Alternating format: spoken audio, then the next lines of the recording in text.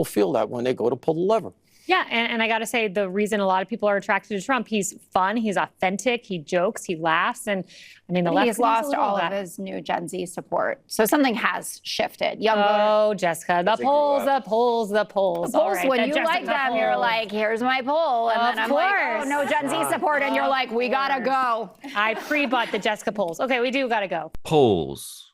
What are they good for? Absolutely nothing. Wait, no, that's not how the song goes. It's war.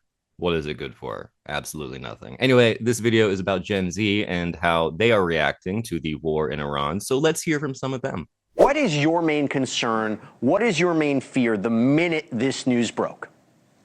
Hi, Jesse. So I would say, I'm generally against the war in Iran.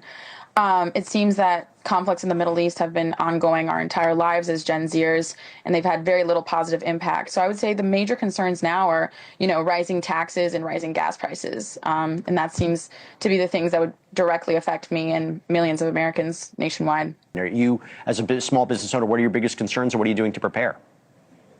Yeah, I mean, with the way that the economy is, and has been, it's already negatively impacted me in so many ways with both rent and grocery prices, that this is just another negative impact that's occurring on top of everything else. And as a small business owner, and not just that, but someone who also coaches youth sports and works another job just to keep up with the economy, this, I feel like I'm doing all that I can be doing at this time to try to counteract what's happening with the war in Iran. Ah, yes, a younger generation being against an unnecessary war in the Middle East, while older generations condescend them, act like they don't know what they're talking about, and then send their peers to their deaths. Welcome to the club, Gen Z. This is actually one of the few rites of passage we actually still have in the United States. Anyway, speaking of condescending older generations, here's this guy. I do think Jessica has a fair point asking when this whole thing is going to end, because the misdirect is fine for our enemies. It's not okay for the American people. And we deserve a timeline, especially when people are worried about... I don't think you want to put a timeline on something like this. It'll be over when he says it's over. And the objectives have almost been accomplished. Miss Lindsey Graham, okay, is this a 20-year war?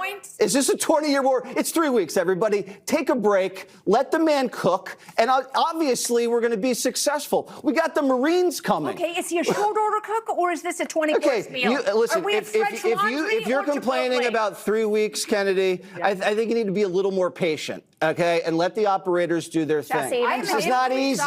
This is war. And it's a very effective campaign so far. It's not like we haven't seen this movie before.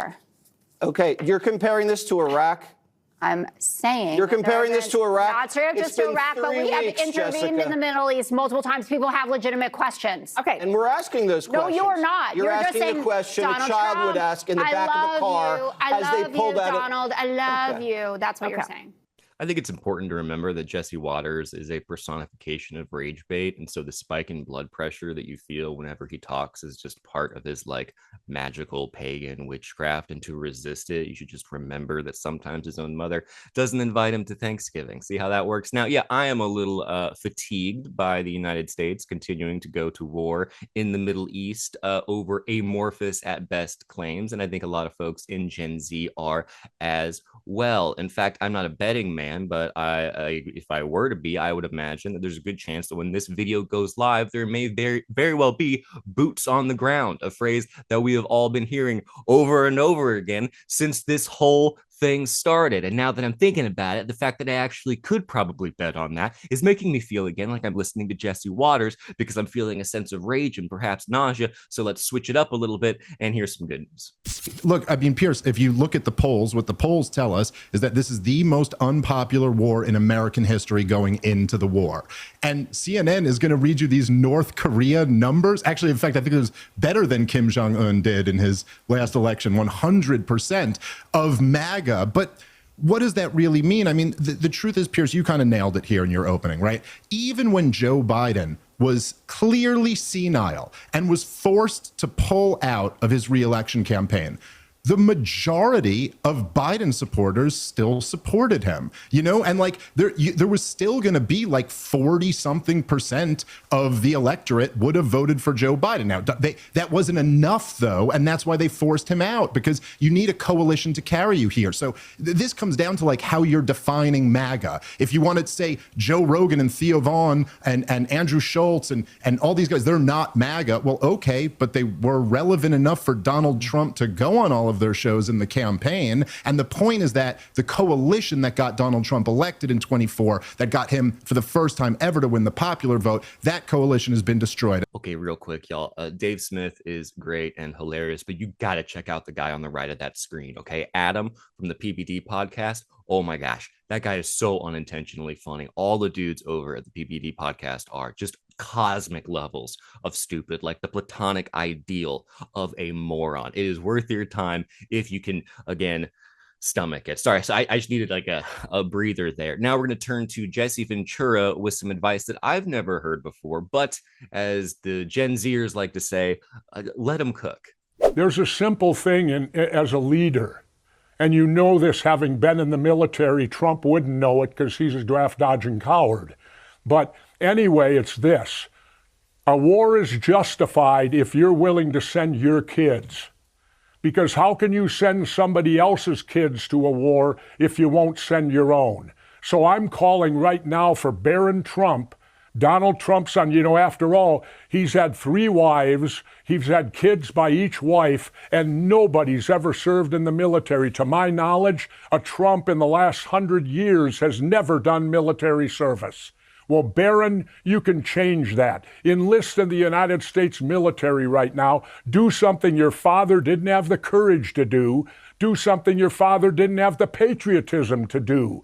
I want to see a Trump in the military. Oh, say, can you see Barron going overseas? Wow, what a journey we've been on today, folks. I mean, my goodness, you have Gen Z who's quite upset about this war in Iran, as well as plenty of millennials who are upset about it, and even plenty of older people, and even plenty of people on the right. And you have Jesse Ventura calling out the president and calling on him to send his son, his youngest son that he knows of, into a war zone, while also calling out Trump and his ancestors for cowardice. Now, a talking point that has been used quite a bit throughout this whole thing is this idea that, well, we have to attack Iran first because they might attack us first. They might develop a nuclear weapon and then attack it. So we have to get in there first. Now, here's the thing.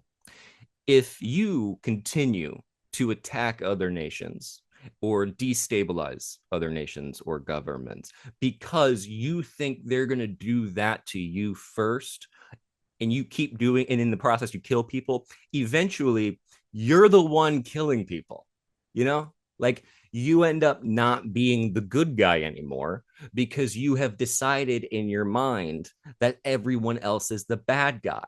Do you see how that works? It's sort of like if you're a person and you're constantly thinking everyone's out to get you, it might be your problem. So anyway, that's just something to think about. And it doesn't help that both the Republican administration and the right-wing media that spout their talking points are all composed of just cartoon villains. And they just keep saying the same things over and over again and demanding that everybody listen to them. But I don't think we're in the early 2000s anymore. So hopefully that too will help people realize, and this is my hot take for the video, war isn't good. Someone said it, right? Oh, way to go. Way to go, Elliott. Who would have guessed? And also send Barron. Send them. They're going to be safe, right? That's what you said. They're putting boots on the ground. There's just no doubt. Anyway, book recommendation, Cold War liberalism. Definitely will give you some kind of perspective on how war can be used and what happens to your rights when that happens. And so, or you can also check out any other book on that. All right, I'll see you next time, folks. Any other book is what I meant. You get it. End video.